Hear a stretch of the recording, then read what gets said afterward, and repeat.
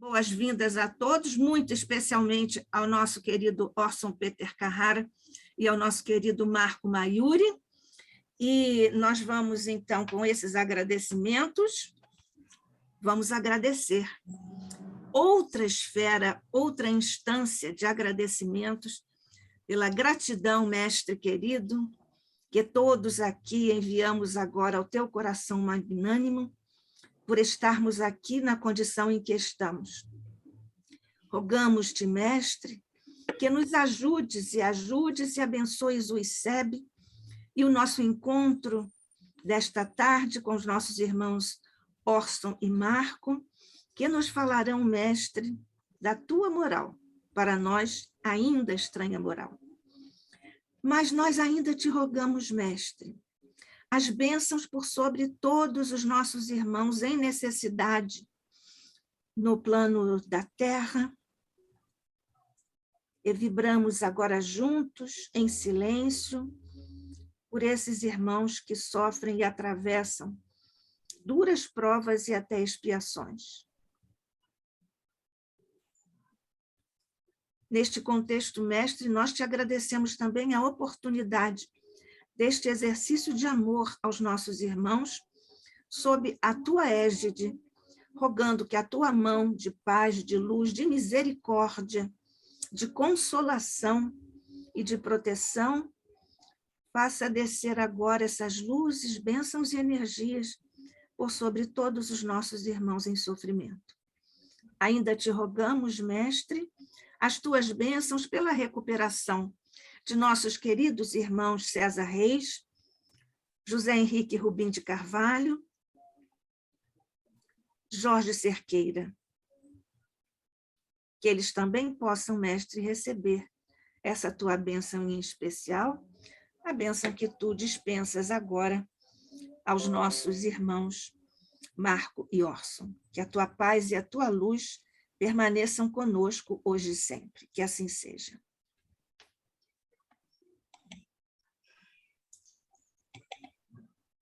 Bem, nós vamos aqui apresentar os nossos irmãos que já estão conosco, agradecendo a oportunidade que eles nos oferecem de aceitarem o nosso convite e terem nos oferecido o tema A Moral Estranha de Jesus.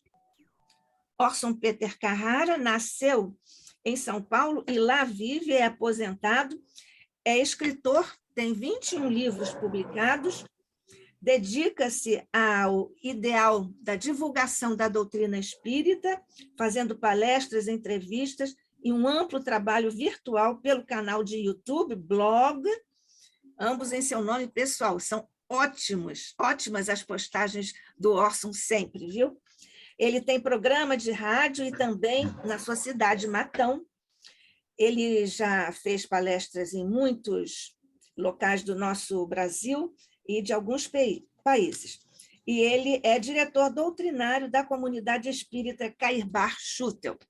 Já pelo nome, já tem aí uma bênção e uma responsabilidade, mas ele atende a isso tudo.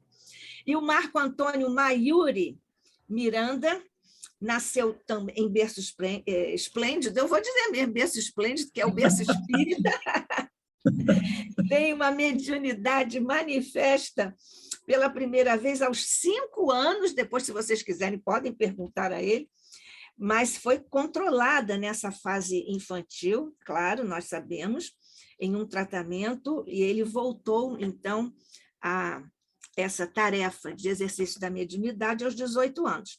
Portanto, ele atua como médium, divulga a doutrina espírita no Brasil e no exterior há 40 anos, e é dirigente do Núcleo Espírita Meditação e Caridade em São Paulo. Dito isto, além disso, eles são amigos do ICEB, são até meus amigos também pessoais, o que muito nos envaidece, evangelicamente. Então, vamos seguindo, nossos queridos irmãos estão com a palavra do nosso ICEB franqueada para vocês, para o coração de vocês. Boa tarde, Nádia. Boa tarde, demais amigos aqui, integrantes da sala. Boa tarde aos amigos que estão vendo depois o vídeo editado e disponibilizado no YouTube. É uma satisfação muito grande, porque eu, desde criança, eu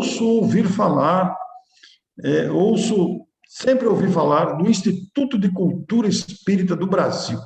E é um nome que sempre provocou dentro de mim uma sensação muito agradável, porque a expressão cultura espírita, que é tão vasta, tão magnífica, que nos ajuda tanto, ela é tão estimuladora ao conhecimento, à melhora pessoal de cada um de nós, que é algo que soa de maneira muito boa, cultura espírita. Agora, nós imaginamos uma organização, uma instituição voltada para a disseminação da cultura espírita no país.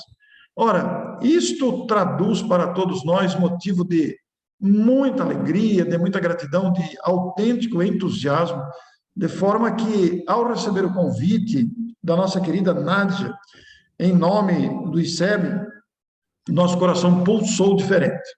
E especialmente diante de um tema tão atual como esse, o tema principal, vivendo os tempos anunciados por Jesus, e nós estamos vendo isso diariamente, de maneira muito expressiva nos dias atuais, conclamando-nos a uma nova postura, fazendo com que a gente reflita naqueles ensinos que Jesus trouxe a todos nós.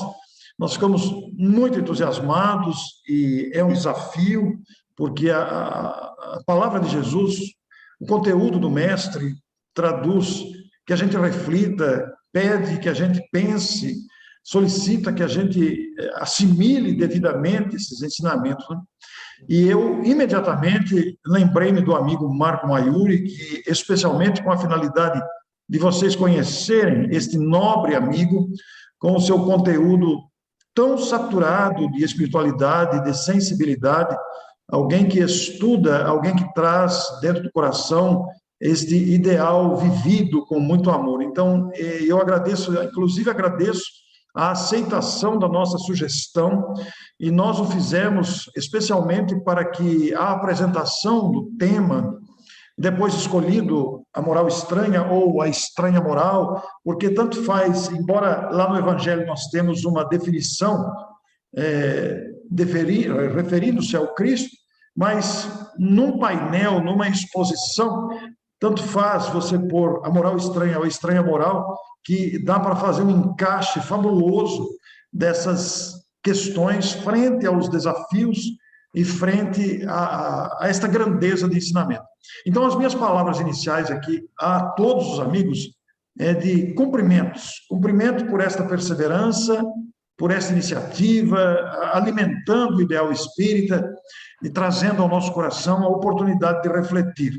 Porque mesmo nós que aqui nos apresentamos como expositores, o convite para uma apresentação igualmente nos estimula a estudar mais, a pesquisar, a buscar exemplos, a tornar a abordagem bastante dinâmica, considerando o próprio dinamismo da mensagem cristã.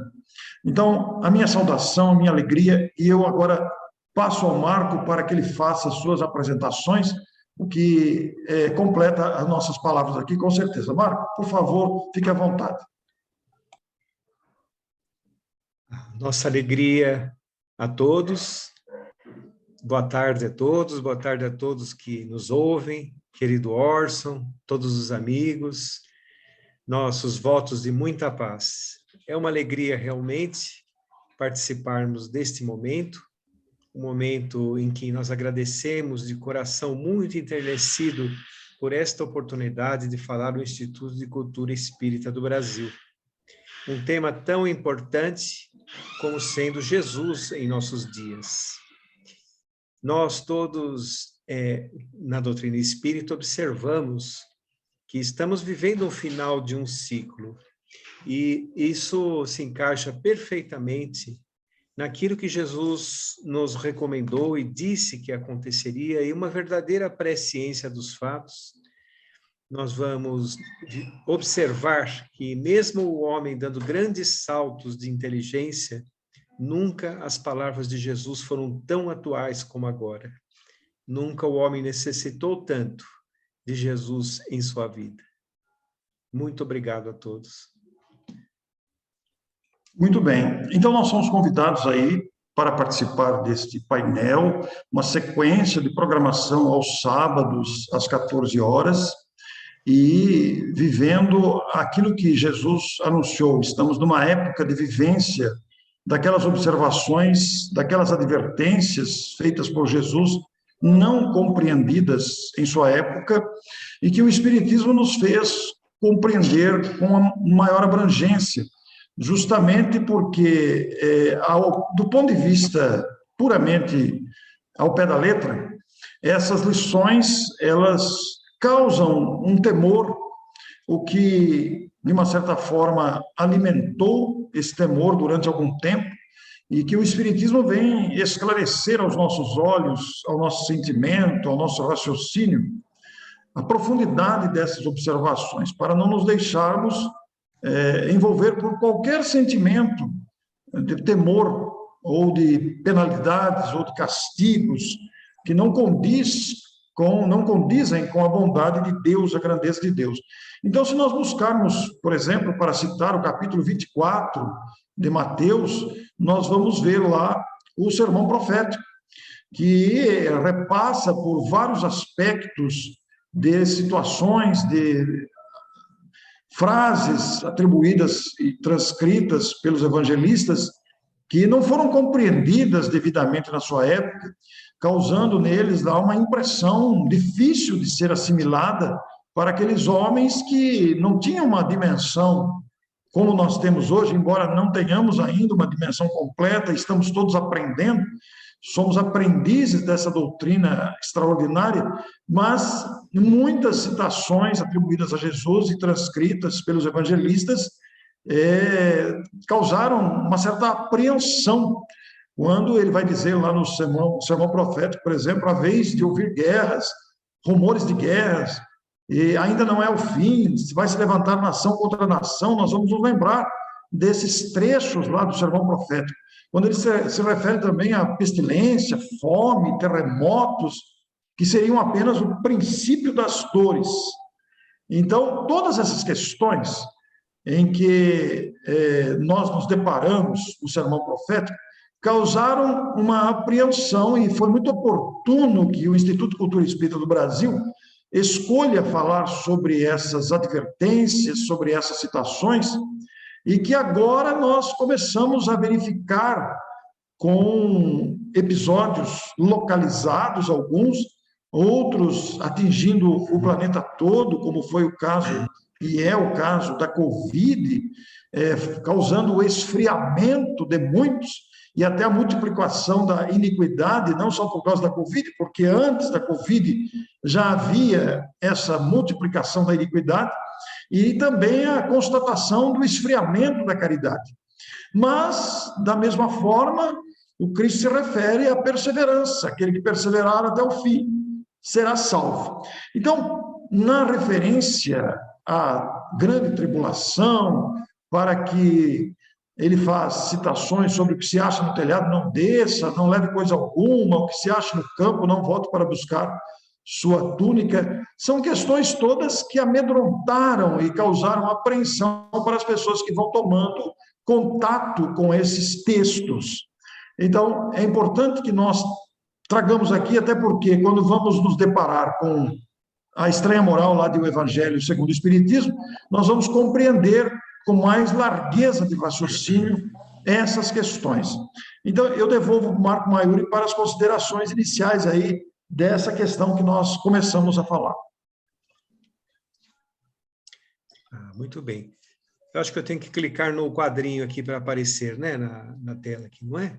Não é isso? Não me faz pergunta difícil, não, Marco. Eu vou passar isso para a Fátima. Fátima, qual é a resposta? Qual é o quadrinho que ele tem que... É o share screen.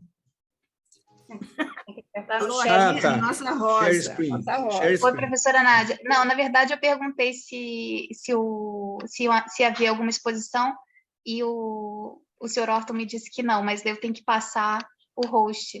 Só um segundo, por favor. Tá ok. Ah, bom.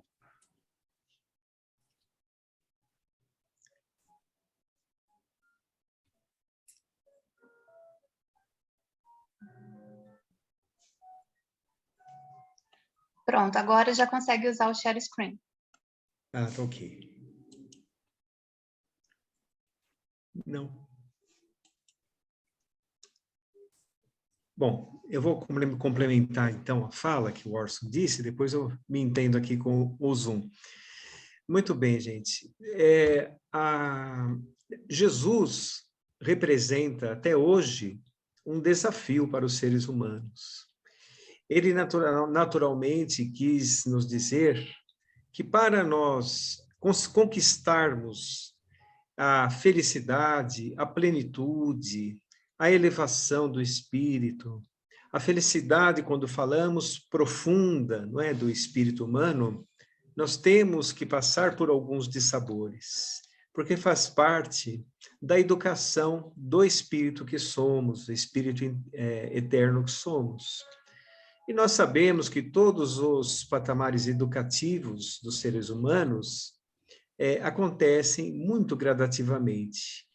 Não se usa, não se aprende de uma hora para outra as coisas, né? É na esteira do tempo que o homem irá realmente encontrar as respostas que ele tanto necessita. Então, quando Jesus falou as questões que iriam aparecer na vida de todos nós, guerras, rumores de guerras, epidemias, pandemias, povos contra povos, falou inclusive que as mães lamentariam aquilo que viesse de seus ventres em determinada ocasião. Tudo isso é por conta das iniquidades humanas, das imperfeições humanas. Ele disse, inclusive, que o seu nome seria rejeitado e aqueles que o seguissem iriam sofrer perseguições. Então, naturalmente, isso aconteceu ao longo da história. Logo depois que Jesus deixou o corpo físico na Terra, aconteceram todos esses eventos que ele previu. Os cristãos foram perseguidos, aconteceram muitas guerras, muitas epidemias e pandemias, muitas catástrofes aconteceram ao longo da história. E nós sabemos que aqui na Terra nós somos um conjunto de espíritos que trazem algumas características. Por exemplo, uma geração que traz o egoísmo muito exacerbado, de modo a esfriar, como disse o mestre, o seu amor, esfriar as questões da fraternidade, da espiritualização do ser. Então, mais ou menos, nós vamos daqui para frente falar a respeito de quando Jesus disse que não iria trazer a paz, mas a espada, é muito importante, ou seja, ele veio mostrar a verdade de cada um de nós, colocar realmente o que era certo em seu lugar, e nesse nível espiritual que nós nos encontramos, isso acontece ainda com muita dor, com muita aflição, que é o que nós estamos observando na atualidade, né, em nossos irmãos em humanidade. Todos nós estamos vivendo momentos que são momentos tumultuosos, mas sempre houve momentos tumultuosos. É que agora, nesta fase de final de ciclo, esses tormentos estão se tornando um pouco mais intensos, de modo a dar a oportunidade derradeira a muitos espíritos que estão aqui, por isso que Jesus falou a respeito do que viria, de todos os tormentos que nós enfrentaríamos para um dia começarmos a enxergar a plenitude. Ô Marco, enquanto você fazia essas reflexões tão oportunas, tão sintetizadas, com tanta sabedoria, eu fiquei pensando aqui numa coisa muito interessante que você falou no início de sua fala aí, porque logo após a crucificação, as perseguições sofridas pelos primeiros cristãos foram muito pungentes, muito intensas, com torturas de todo o tempo, né? Foram séculos de perseguição, foram momentos muito rudes, muito difíceis, e que Jesus não iludiu os seus discípulos, ele preparou os homens de seu tempo, seus contemporâneos, para as lutas que viriam. E essas previsões proféticas, podemos expressar assim, elas foram, através do tempo, se realizando com todo tipo de exploração vinda da ignorância humana, da resistência humana, com as novas ideias apresentadas por Jesus, que contrariavam o status quo da época. Eram homens habituados ao abuso e ao uso e exploração do poder em suas mãos, absolutamente indiferentes à realidade da própria vida. Quer dizer, aquele pensamento de Jesus, um tanto revolucionário para os homens daquela época, causaram um mal-estar muito grande no poder imperante.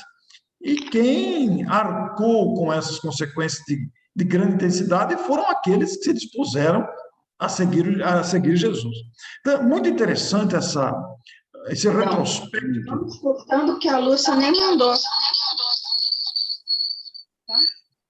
Muito interessante esse retrospecto trazido pela abordagem do Marco, porque a gente verifica isso em todos os tempos iniciais do cristianismo e que se desdobraram no tempo, trazendo até hoje em plena vivência, aquelas advertências.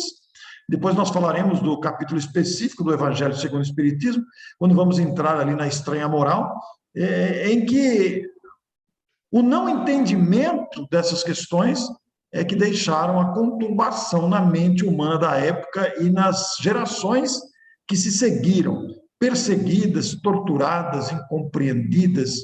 E o que nós vemos atualmente é um retrato fiel dessas advertências na divisão que se impõe, homem contra homem, nação contra nação, poder contra poder, disputas de todo lado, disputas de todo gênero, mostrando realmente que, se nós não tivermos uma base constitutiva de entender a mensagem do Cristo, haverá realmente, como há em muitos casos, desesperos de todo tipo e, como vemos atualmente, a multiplicação do número de suicídios, exatamente pela ausência de uma compreensão mais exata desta inferioridade que ainda trazemos dentro de nós e que se reflete no meio social com tanta intensidade.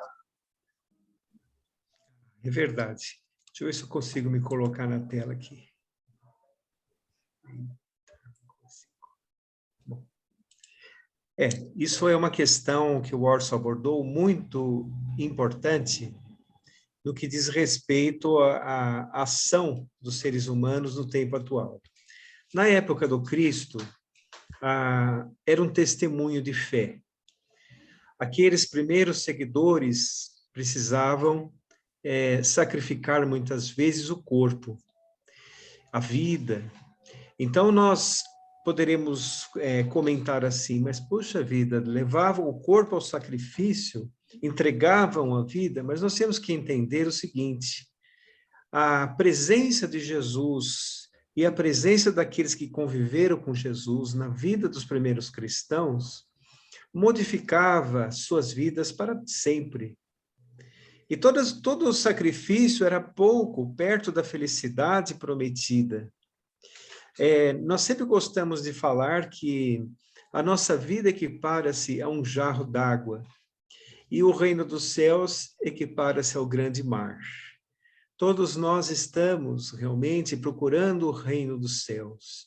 Procurava-se o reino dos céus em todos os templos, em todas as religiões, mas na verdade ele está em nossos corações. E também está nas esferas superiores da existência. Quando nós, então, tivermos nossa consciência ampliada, nós nos vincularemos às esferas superiores da vida e encontraremos realmente o reino dos céus na terra. Isso acontecerá quando o mundo for um mundo regenerado, quando acontecer aquilo que Jesus nos disse: os mansos e pacíficos herdarão a terra, uma terra regenerada. Mas ao longo da história, a mensagem tiveram várias tentativas de deturpar a mensagem, desde a aceitação da mensagem cristã pelo Império Romano, que se desdobrou depois para o momento difícil da Idade Média. E hoje, nós observamos o homem ainda confuso. A humanidade vive como que um sono espiritual. Nós ainda não estamos inseridos realmente nesta verdade. Então, o que acontece é que todos nós, hoje, não precisamos mais sacrificar o corpo ou a vida, nós precisamos sacrificar somente as paixões inferiores. É isso que se pede. E a mensagem do Cristo, como nós comentamos no início, ainda é um desafio para os seres humanos. O homem tem grandes facilidades de entender, por exemplo, o material, mas grande facilidade de entender a vida material e grandes dificuldades de entender as questões do espírito. Porque, na verdade, se o espírito não está bem, se o espírito traz ainda muitas páginas em branco em seu coração, tudo fica mais difícil, tudo fica complicado, não é? Então, os seres humanos estão vivendo este momento, que é um momento de tomada de consciência.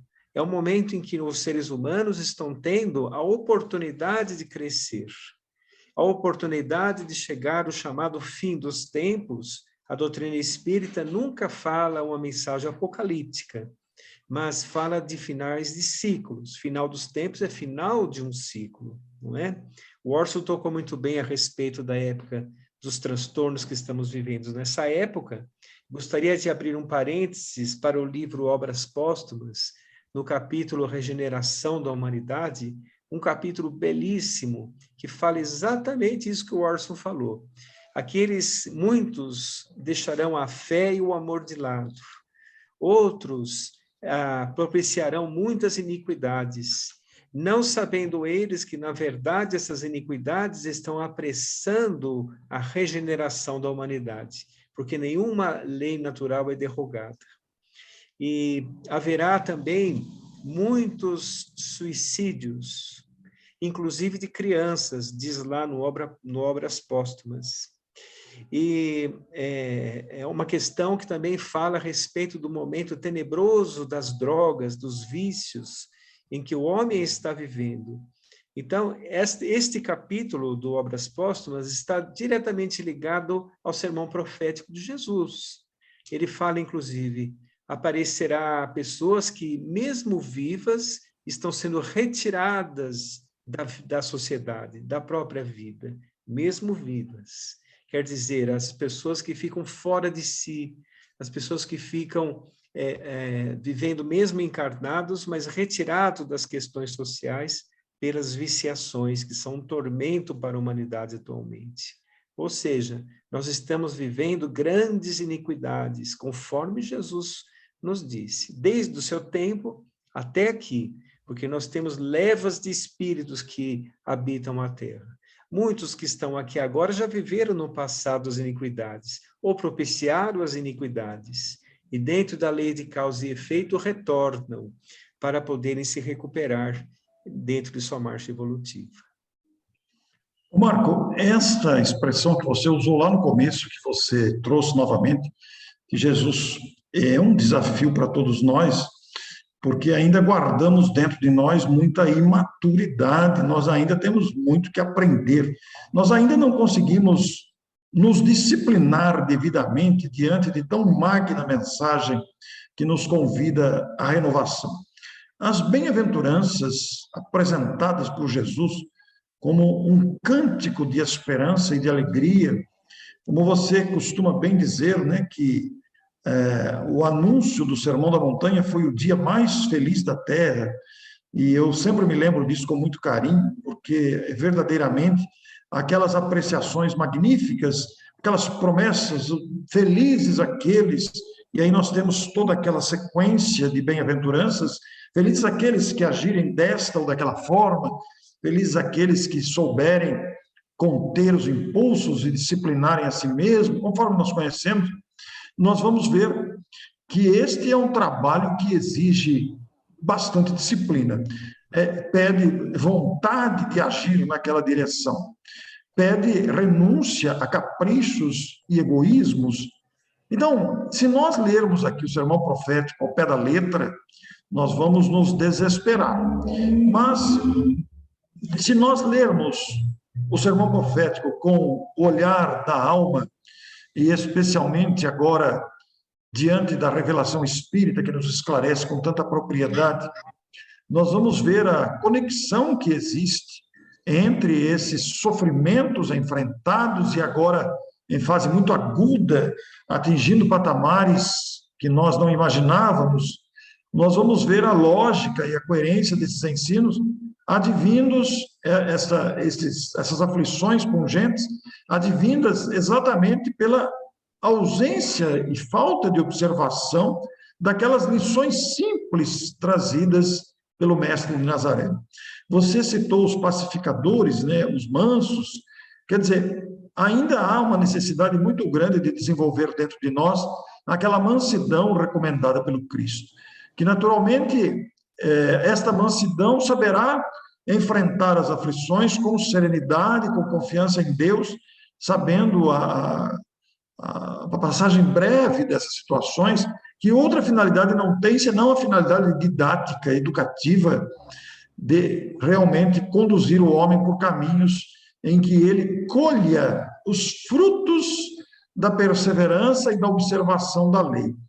Então, nos parece muito oportuno realmente, Marco, essas considerações e essa leitura do sermão profético, hoje, à luz do Evangelho, do Espiritismo, com essa clareza que a própria evolução da mentalidade humana é capaz de nos apresentar, porque nós vemos aí todo tipo de iniquidade presente em vários segmentos da sociedade e se manifestando de várias formas, diretamente ligada ao egoísmo, diretamente ligada ao orgulho exacerbado, a todas as manifestações de desrespeito até à condição humana e da ausência de uma fé convicta que busca o Cristo, que busca Deus, que confia na vida. São atitudes que geram desconforto, sofrimento, porque encaram a vida sob um prisma meramente temporário e material, não é mesmo, Marco? É verdade, é verdade. Todos nós aqui, quando o indivíduo está passando por um problema em sua existência, nessa vida atual que nós estamos, esse momento tão importante da humanidade, né? Nós observamos que está faltando referências para os seres humanos. Falta realmente ele mergulhar nos ensinos do Mestre, porque Jesus é a solução para todas as dificuldades humanas. Ele é realmente o caminho, a verdade e a vida. É o alicerce seguro.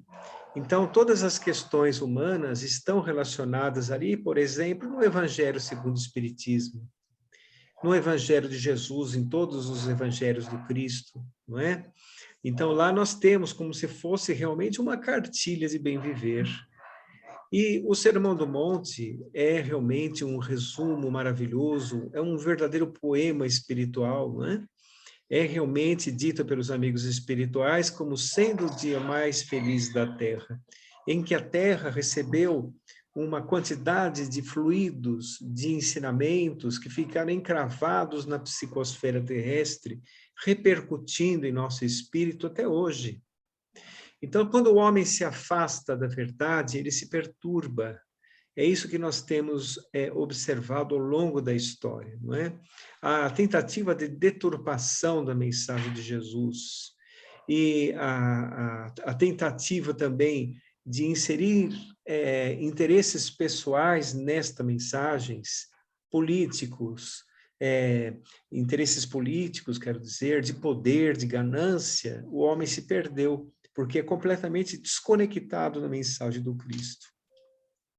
A mensagem de Jesus é a mensagem de fraternidade, é a mensagem de amor, mas também de disciplina espiritual, onde nós vamos controlar, por exemplo, os nossos impulsos rancorosos, vingativos, aqueles sentimentos perturbadores que o homem traz dentro de suas imperfeições. Quando ele se encontra com Jesus em sua vida, ele vai encontrar os motivos suficientes para bani-los do seu viver. E quando ele consegue fazer isso, é um motivo de grande júbilo, não é, Orson? É um motivo em que o homem consegue realmente encontrar, retomar a caminhada.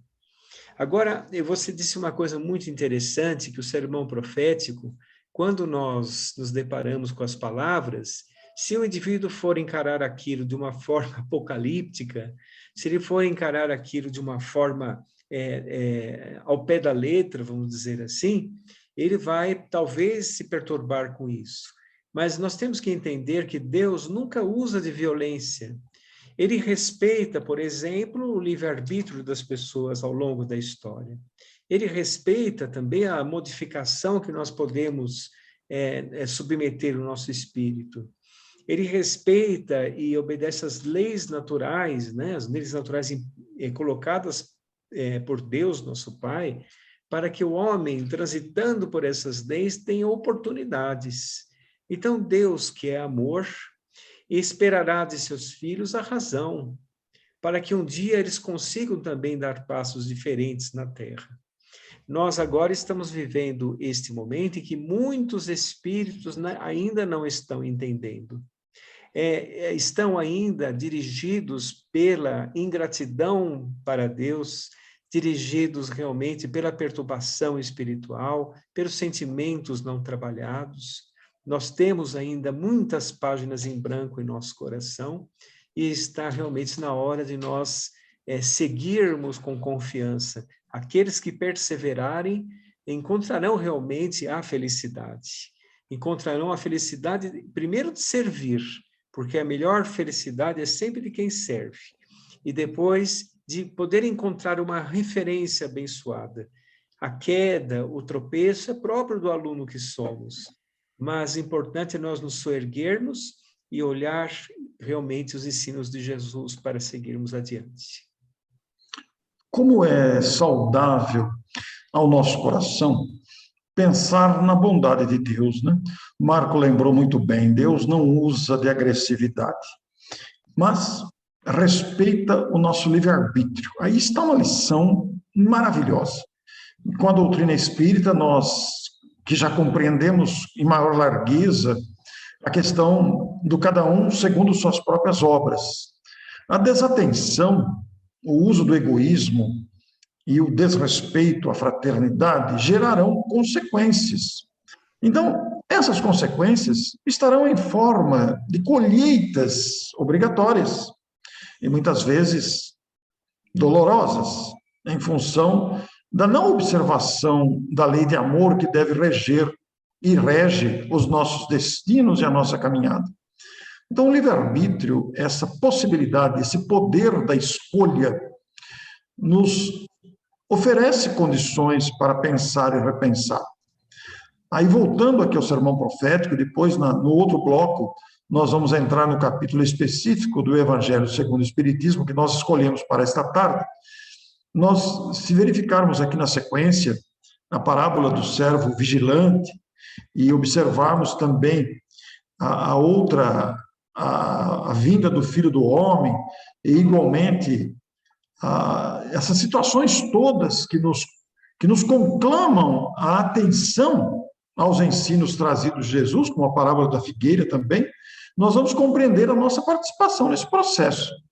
Quer dizer, aqueles que não observarmos por negligência, por leviandade, não seremos castigados. Não existe castigo na lei de Deus, porque Deus verdadeiramente não castiga.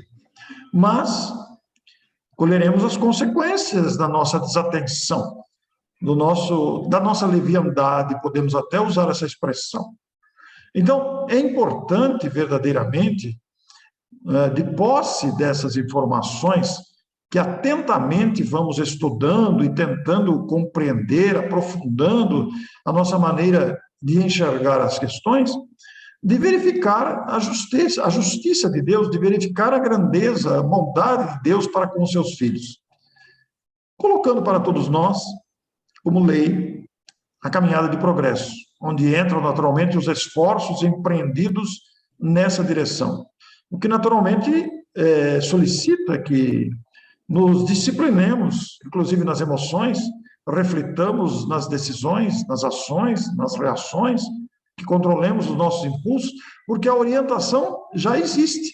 Quando nos deparamos aqui com o sermão profético, com essas questões todas que para alguns poderão parecer como ameaça, mas não são ameaças, são apenas advertências reais da leviandade ou da falta de cuidado, nós somos convidados a aprofundar o estudo, a ir buscar elementos outros que nos façam compreender a amplitude dessa questão perante a vida. Nós temos um compromisso com a vida. Nós não estamos aqui a passeio, não estamos aqui para diversão. Existe um compromisso. Então, isso deve permear as nossas reflexões. Eu vou devolver a palavra ao Marco, para depois, então, que o Marco terminar, passarmos a Nádia para as perguntas e depois teremos um intervalo para voltarmos e voltaremos analisando, comentando, claro, estudando ali o capítulo específico do Evangelho segundo o Espiritismo. Marco, a sua conclusão aí nesse primeiro bloco. Assim. Bom, é assim, Jesus, quando ele fez essas previsões, isso está lá no livro A Gênese, na teoria da presciência, não é? Imagine a presciência de Jesus, que maravilha que deve ser, né? Por exemplo, ele é como aquele observador ao alto do monte que está observando o viajor, que somos todos nós, pela estrada. Ele tem uma visão atemporal, e nós temos uma visão temporal. Então, o que acontece é que estava realmente em suas previsões toda a história humana, tudo que iria realmente acontecer até esses tempos que nós estamos vivendo também. Então, não está nada errado. Nós estamos expondo a nossa verdade, nós estamos expondo a nossa situação espiritual. É isso que está dentro das leis naturais e das leis evolutivas, em que Jesus realmente já nos deu a verdade. Lembro-me da frase do Cristo quando diz assim: aqueles que estão com a verdade ouvem a minha voz. Então, cabe àqueles que estão com a verdade, que estão entendendo um pouco da verdade, fazer o contraponto das iniquidades humanas, fazer realmente a sua parte, servir com coragem, com fé, e que tudo se resolve. Tudo irá realmente, porque o mal e a iniquidade e o despreparo, a falta de evolução, tem o seu tempo para acabar, porque fazem parte da imaturidade dos seres humanos. Que bonito, né? Marco, obrigado aí pela participação no primeiro bloco. Que bonito você dizer da presciência do Cristo, né? É de se prever mesmo, com um comportamento egoísta que ainda nos caracteriza, é de se prever mesmo. E a presciência prevê tudo isso, né? É verdade. Nádia, devolvo a palavra à querida Nádia. Sim, Orson. Eu anotei, fui seguindo vocês atentamente e anotei aqui algumas questões. Vocês falaram várias vezes do sermão profético, mas eu pedi... Primeiro, você fez um contraponto, não é? Em duas possibilidades de leitura, em dois níveis, em duas instâncias. Uma, você disse ao pé da letra, que mata, que nós já sabemos, segundo a afirmação paulina, e a outra com o olhar da alma. Queria que você expandisse um pouco isso e até fizesse, se possível, um brevíssimo resumo sobre o sermão profético, porque pode ser que alguém que esteja conosco não esteja lembrando. Depois eu tenho aqui umas observações para você, viu, Marco? Tá ok, obrigado.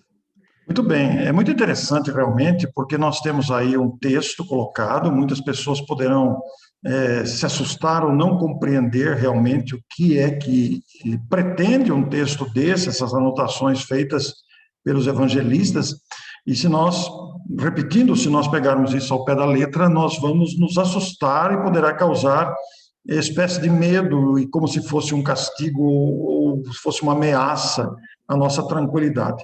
Mas o que acontece é que, ampliando a nossa maneira de entender a vida, compreendendo com as luzes da doutrina espírita todo esse aspecto, nós vamos ampliar o entendimento para perceber que a vida tem as suas razões.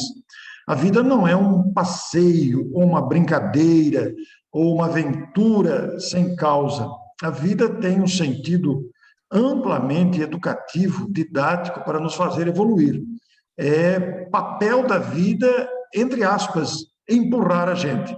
Eu quero dizer, fazer com que a gente ande, estimular para que a gente faça conquistas, estimular para que a gente desenvolva a inteligência, estimular para que a nossa moral seja melhor. Então, nesse sentido, todas essas questões aprofundadas à luz do Espírito vai mostrar que todas essas aparentes ameaças, essas aparentes situações que podem causar desespero e medo, como que eu vou subir? Não posso mais voltar para pegar aquilo que eu deixei, como é que eu vou subir, que eu não vou ter salvação? Não, isso são apenas considerações decorrentes do nosso mau uso do livre-arbítrio. São advertências para a gente se aprumar, digamos, olha, existe um caminho, este caminho aqui é o caminho correto, é o caminho que vai lhe dar segurança, é o caminho que vai lhe dar paz ao coração, é o caminho da fraternidade. E a fraternidade é lei da vida, o amor é lei de Deus, como indica Lázaro em O Evangelho segundo o Espiritismo. O amor é lei da vida, então a vida tudo faz para que haja amor e harmonia, tanto nos relacionamentos, como na própria ordem da vida. Tudo é harmonia. As desarmonias surgem por força da nossa incapacidade ainda de agir ou pela nossa imaturidade. Então, vem a desarmonia. Mas as outras harmonias, por exemplo, que independem da nossa vontade, que nós não somos causa, essas aparentes desarmonias são desafios à nossa inteligência, ao desenvolvimento da nossa capacidade de percepção das questões que estão à nossa volta. Isso acontece a todo instante, e todo dia, dentro de casa, fora de casa, no trabalho, no trânsito, na vida afetiva, em tudo e em todos os tempos, justamente para fazer a gente avançar. E a maneira como a gente vai encarando esses desafios, com violência ou com serenidade, com o espírito de tirar lições daquela situação, ou com resistência àqueles degraus evolutivos que a vida vai apresentando, é essa postura de um lado ou de outro, de um extremo ou outro, e às vezes permanecemos sem saber que lado vamos, como vamos agir agora, que decisão vamos tomar, como é que vai ser a partir de agora. Tudo isso vai gerando desdobramentos. Esses desdobramentos definirão as nossas futuras situações. E essas futuras situações, esses futuros presentes, digamos assim, entre aspas, vão ocorrendo naturalmente. Então, é sempre um desafio novo, o desafio resultante da colheita, da semeadura de ontem, que se apresenta como colheita hoje, ensejando um novo aprendizado, uma nova escolha, uma nova reflexão para novos patamares que virão. Por uma razão muito simples. Nós somos seres imortais. Jamais teremos fim. Fisicamente, materialmente, somos seres mortais. O corpo vai se diluir, o corpo vai se dissolver, mas a alma, esta continuará vivendo para sempre. E, portanto, se viverá para sempre, encontrará continuamente desafios novos para se aprimorar. Continuamente, para que possamos estar cada vez mais conectados com esta força divina que dirige a vida. Imagine o que cabe na expressão, conexão com a divindade. Quanta coisa cabe dentro dessa expressão? Justamente identificando a nossa natureza imortal, com destinação à felicidade, que não é uma felicidade ociosa, mas é uma felicidade de trabalho mútuo em favor uns dos outros, como a própria palavra define, e que naturalmente nos dará esta conquista, este alcance, este mérito de conexão plena com Deus e para sentirmos e cumprirmos a sua vontade. Tudo isso é um caminho longo, mas ele é inevitável, porque a lei de progresso vai fazer a gente caminhar. Eu não sei se eu respondi os questionamentos todos, Nádia. Olha, eu fiquei aqui pensando que você estabeleceu essa contraposição, o olhar da alma e ao pé da letra, né? Você mais ou menos colocou essas questões como sendo opostas, evidentemente. Onde, no sermão profético, essa contraposição está posta? Olha, é muito interessante onde essa contraposição está proposta em todo o sermão profético. O sermão profético ele é um texto de uma relativa não é tão longo, ele é um texto que vai nos trazendo várias posições para que a gente vá lendo essas questões e vá procurando se aprofundar, mas a gente vai aprender, e pelo menos eu penso que em dois momentos, pelo menos a minha visão. Claro que a minha visão ela não é a visão única e também não é a visão perfeita, e poderá haver acréscimos de grande monta e utilidade. Mas quando eu encontro logo no começo ali do sermão profético, se a gente prestar bastante atenção nesta afirmação, me parece um contraponto, melhor dizendo, de grande validade. Na verdade, vos digo que não ficará aqui pedra sobre pedra que não seja derribada. Porque este pedra sobre pedra significa coisas que fomos nós que construímos muitas vezes iludidos pelo nosso padrão de visão limitada e que se alterará com o tempo, porque o progresso modifica os panoramas. Esta modificação dos panoramas trazido pelo progresso é o grande contraponto que nós vamos encontrar, porque nós vamos lendo o sermão profético com todas aquelas, eu repito, que as pessoas poderão enquadrar ou entender como ameaças, como castigos, mas não é isso. O grande contraponto, eu acho que se encontra exatamente ali, porque todas essas tentativas de manipulação, todas as tentativas de domínio, são tentativas oriundas do egoísmo, que faz lançar nação contra nação, pessoa contra pessoa, os escândalos que se multiplicam, que criam ódio, que mutuamente se odeiam as pessoas, o levantamento dos falsos profetas, a multiplicação da iniquidade, o esfriamento da caridade, tudo isso é fruto dessas tentativas equivocadas. Então, as nossas construções resultantes dessa visão limitada e parcial da realidade é o grande contraponto. Por outro lado, pode ser completada pelo grande pensamento: aquele que perseverar até o fim, esse será salvo.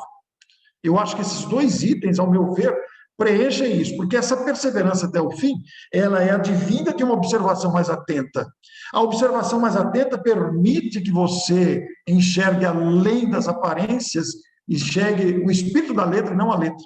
E esse será salvo, naturalmente. Quando se pensa em salvação, as pessoas tentam confundir a salvação com o bombeiro que joga a corda para a pessoa que está se afogando, ou para a escada magírios que sobe no incêndio do prédio, mas essa salvação é uma situação interior que evita o sofrimento, evita a queda moral da criatura humana. Então, eu fico com esses dois contrapontos, Nádia. Ok, obrigada. Depois eu queria também que você falasse, mas talvez só no próximo bloco, sobre a parábola do servo vigilante que você mencionou e também da figueira, que é sempre uma questão bem discutida. Você ou o Marco, um dos dois pode falar sobre isso, mas, Marco, eu vou fazer para você também uma observação, mas antes vou passar a participação do Paulo de Felipe. Ele disse: prezados Oscar e Marco, boa tarde, solicito, se possível, analisar a seguinte questão que ora proponho. Quando Jesus Cristo disse que seu reino não é deste mundo, cabe a advertência de que nós, almas encarnadas, estamos nos manifestando em mundo material, embora a nossa essência seja espiritual.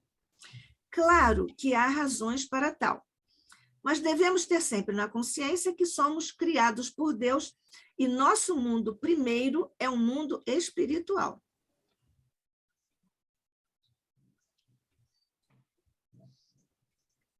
Certo. Qualquer dos dois quem vai falar? Deixa o Marco falar, que eu já falei bastante. Tá bom, mas daqui a pouco eu vou propor ao Marcos. Vamos lá, Marcos. Tá certo, vamos lá. Bem, agradeço a pergunta, uma pergunta muito, muito interessante mesmo. Do Paulo de Felipe. Uma afirmação do Paulo de Felipe, muito obrigado. Olha, acredito que todo ensino de Jesus deu vida à letra, não é? Isso é claro para todos nós. Quando ele diz que meu reino não é deste mundo, ele quis dizer que o reino dos céus ainda não está implantado na terra e que ele veio de outras esferas felizes ensinar os seres humanos a procurar a verdade.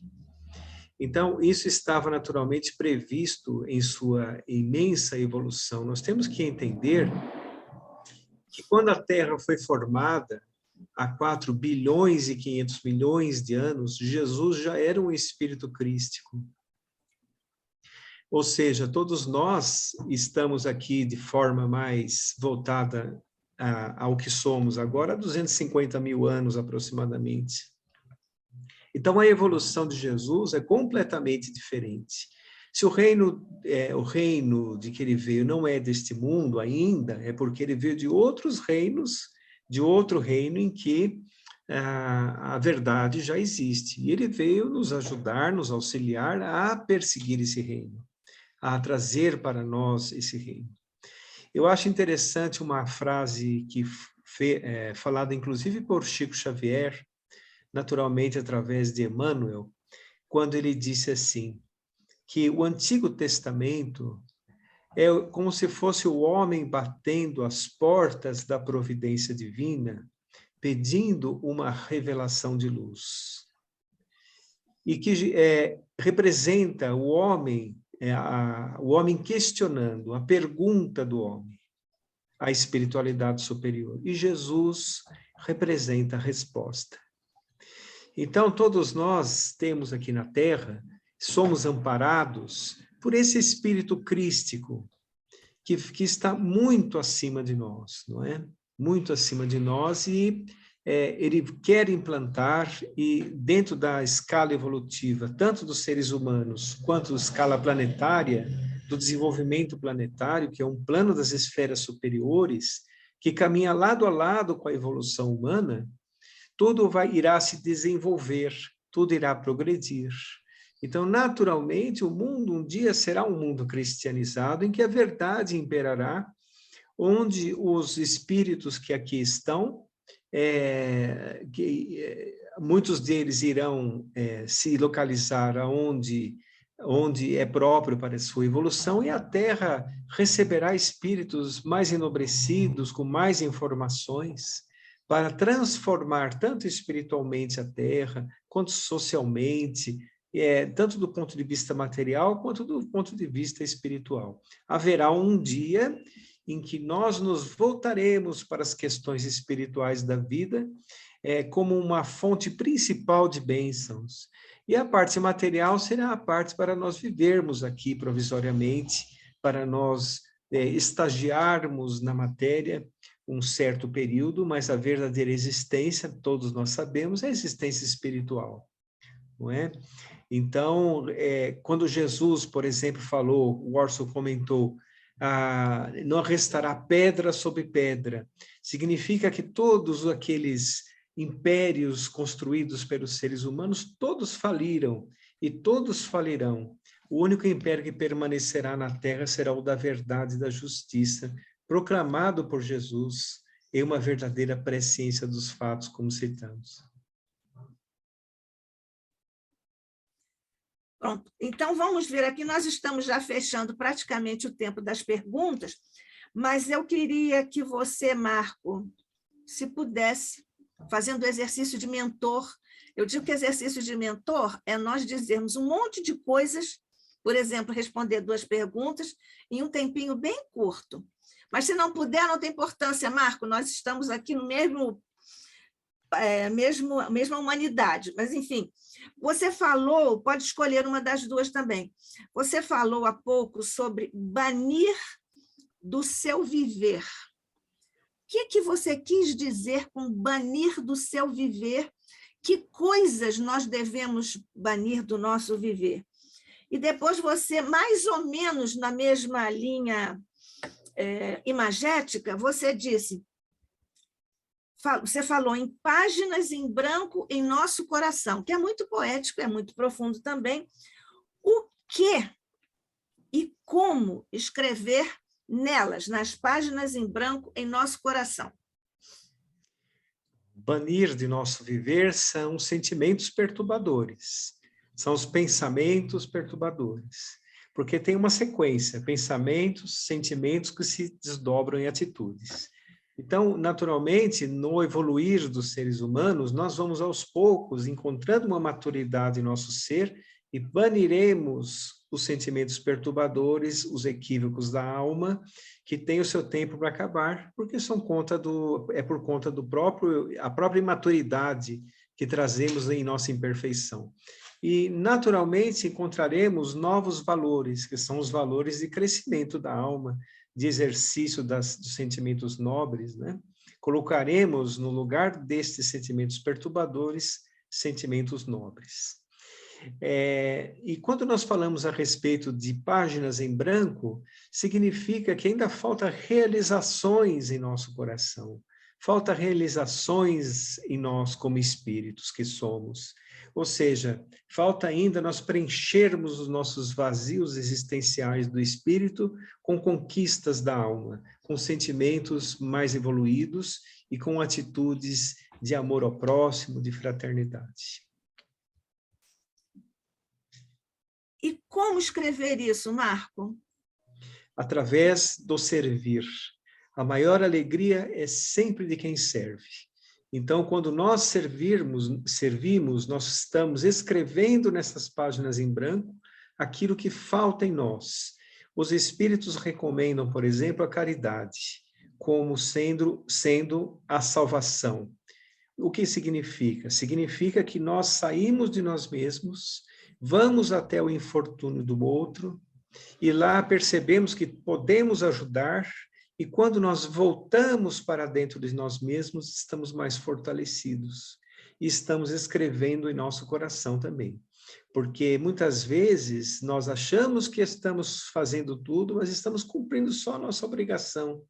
E a caridade nos faz sair de nós mesmos para subirmos um degrau a mais das nossas obrigações comuns, né? Ok, obrigada, Marco. Nós vamos fazer agora um pequeno intervalo, a menos que você prefira responder agora, Orson, a questão das parábolas que você mencionou, o servo vigilante e da figueira. Oi, Nádia, como é curtinho, né? As duas parábolas são curtinhas, eu prefiro fazer o comentário agora, se o próximo bloco fica exclusivo para o tema que nós propusemos dentro, que é a estranha moral, né? Então, fazendo comentário aqui a sua pergunta sobre a citação da parábola, a parábola da figueira, por exemplo, anotada, vai dizer que aprendei, pois, o que vos digo, por uma comparação tirada da figueira. Quando os seus ramos estão já tenros e as folhas têm brotado, sabeis que está perto o estio. A palavra estio, ela compara-se à idade madura. É a idade, por exemplo, que nós vamos observar aí o progresso da frutificação. Então, nós estamos vivendo esta época. A época já demonstra por si só este amadurecimento que, na comparação da parábola da figueira, nós vamos compreender. Então, assim como a própria parábola propõe, quando virdes tudo isso, sabei que sua vinda está próxima, às portas. O que está próximo? Justamente essa modificação que a lei do progresso impõe às gerações, ao planeta. E ele acrescenta, na verdade, eu vos digo que não passará essa geração sem que se cumpram todas as coisas. Quer dizer, nós temos aí o cumprimento de fazer valer, de fazer cumprir, de fazer viver, como disse o Marco agora com tanto brilho, servir para que se cumpram as leis de Deus. Passará o céu e a terra, mas não passarão as minhas palavras, porque as palavras do Cristo representam as próprias leis da vida. As leis da vida estabelecidas por Deus, o Pai Criador, são leis de sabedoria e de amor. As leis são de amor. Nós é que muitas vezes deturpamos a execução dessa lei com os nossos comportamentos indesejáveis. Mas então, o que nós estamos vivendo atualmente, inclusive referindo-se ao sermão profético e às citações aqui feitas, é que nós estamos vivendo aquele desafio de superação dessas mazelas. E isso estamos amadurecendo, é um amadurecimento que já se apresenta. Quer dizer, é o momento de medição da nossa capacidade. E aí nós vamos entrar em outro terreno, porque nós temos aqueles que vão ser transferidos ou perdem o direito de permanecer nesta terra amadurecida, que já mostra os sinais de amadurecimento. É uma comparação com a figueira. Quando os ramos estão tenros e as folhas têm brotado, sabeis que está perto o estio, o amadurecimento. É o que nós estamos vivendo, e vivendo com intensidade. Por outro lado, se nós buscarmos a outra parábola, que é a parábola do servo vigilante, ele é muito claro aqui ao dizer: quem crês que é o servo fiel e prudente, a quem seu senhor pôs sobre a família, sobre sua família, para que lhes dê de comer a tempo. Bem-aventurado aquele servo a quem seu senhor achar nisso ocupado. Lhes dê de comer a tempo, quer dizer, transmitir essa vivência através da luz que irradia de si mesmo para aqueles que com ele convivem. Não é a família consanguínea, mas a família humana, que ele seja capaz de transmitir com a luz que pôde absorver, trabalhando em nome do Senhor, está ocupado nessa tarefa. É um bem-aventurado, é um feliz, pois que ele o constituirá administrador de todos os seus bens. É uma conquista do servo que soube servir, sendo um representante legítimo que não deturpa a grandeza, quer dizer, ele é um servo fiel, ele é um servo que cumpriu a distribuição dos talentos que recebeu. Então, é muito interessante, porque é muito própria, e apesar de não parecer, nós temos muitos servos fiéis envolvidos com o planeta.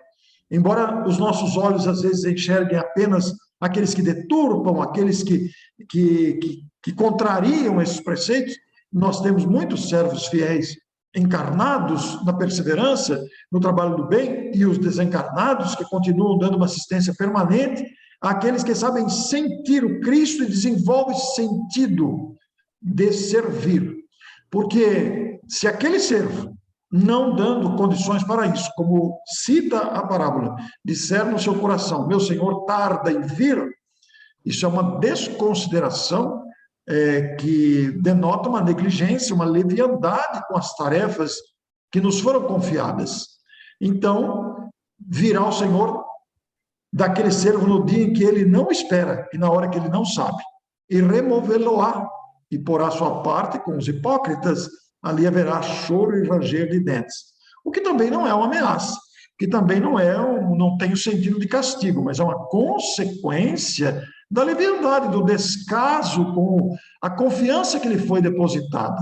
Então, ele será removido para junto daqueles que também fingiram, daqueles que não se comprometeram com a tarefa, e ali haverá o choro, o ranger de dentes, quer dizer, haverá a acusação da própria consciência, ali haverá o remorso, o arrependimento, que abrirá depois uma nova oportunidade de reparação, como ensina aquela fabulosa página de o Céu e o Inferno, né? O Código Penal da Vida Futura. Primeiro vem o arrependimento, a expiação e depois a reparação. Quer dizer, é um processo que não cessa.